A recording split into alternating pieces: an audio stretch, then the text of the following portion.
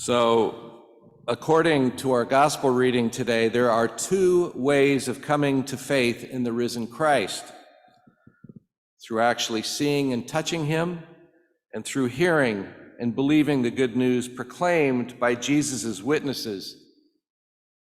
Now, here we are, nearly 2,000 years after the events that we've been hearing about for the last couple of weeks. The time for the kind of proof, seeing and touching, that Thomas demanded has long since passed. Jesus ascended into heaven and he took all the evidence with him, so to speak. So barring an unexpected miracle, option number two, hearing and believing the gospel proclaimed, is our only option. But remember what Jesus said: "Blessed are those who have not seen and believed." It's sort of like another beatitude and a blessing for each and every one of us who don't live in the time of Jesus. I have another question for you. What did it take for persons to become believers in the time of Christ? The reason I ask that is it seems quite likely that we generally take for granted that faith came quite easily for the apostles and the disciples of Jesus. I mean, they knew Jesus, they hung out with him, they saw him perform miracles and all that stuff. But today's reading shows that for most, if not all of them, faith did not come easily. John tells us that the disciples were hiding behind locked doors for fear of those who had killed Jesus. It took an appearance of the risen Jesus for them to understand and have faith. And Thomas, like most of the other disciples, required more than simple claims by others who had seen Jesus. He wanted what the others had already received. He wanted real hard proof. And keep in mind that Thomas was a thoughtful man who serves as a good model for us. Here's one more question. How is it that we become believers in this day and age? Clearly, it is not easy to establish the proof of the resurrection to everyone's satisfaction.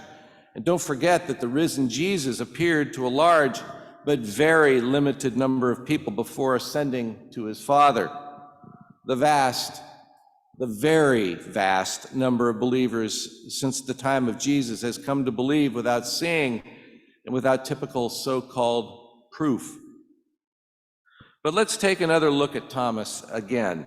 It's clear that the other disciples couldn't force their faith on him, and he was quite adamant about that. He wanted to see and touch Jesus' wounds, just like the others had, and he said so.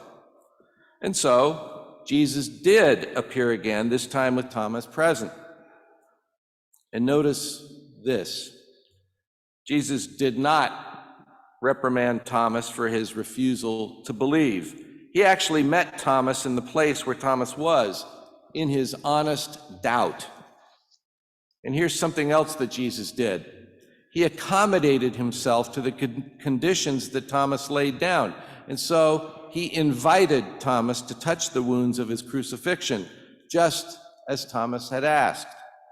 And then he gently invited Thomas to be not unbelieving, but to believe. And then we hear Thomas's great expression of prayer and of faith: "My Lord and my God, my Lord and my God."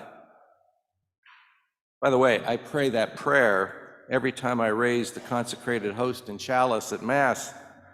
And I know, because I hear it, that a lot of you do too. The truth is that most of the first witnesses to the resurrection were also the first who did not believe in it.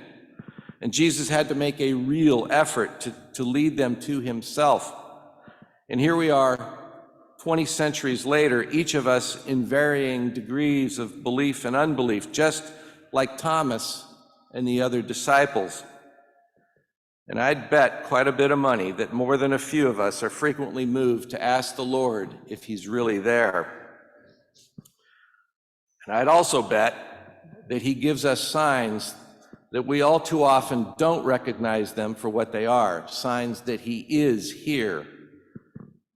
And that means that we have to be motivated to seek out opportunities to find Jesus.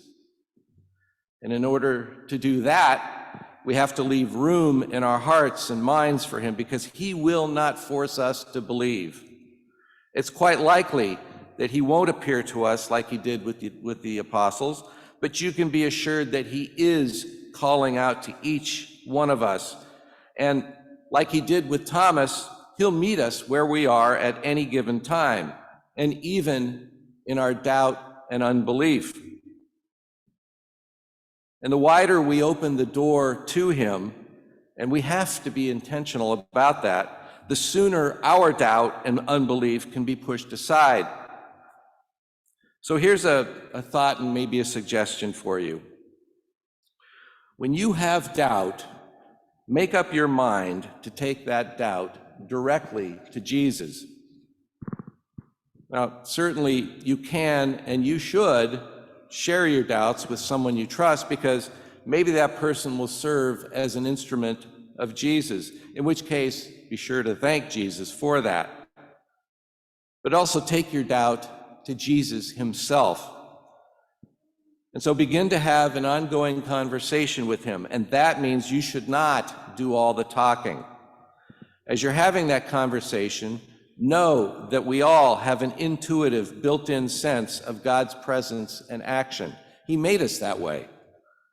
Now, sometimes that sense can become dull or clouded, and if that's what's happened to you, just know that it can be sharpened through the sacraments, through prayer, and through letting God's word work on your heart, through experiencing beauty and truth and the witness of others. And for sure, there's a kind of risk in this. You have to trust that he's actually there listening to you, and maybe you have doubts about that. And I'll just say this: get over that doubt. Push the doubt aside and simply try to trust. Now, my bet is that if you open that door wide enough, he's going to come in. But you have to open the door, because it's your door to open and not his. May you have a very blessed Divine Mercy Sunday.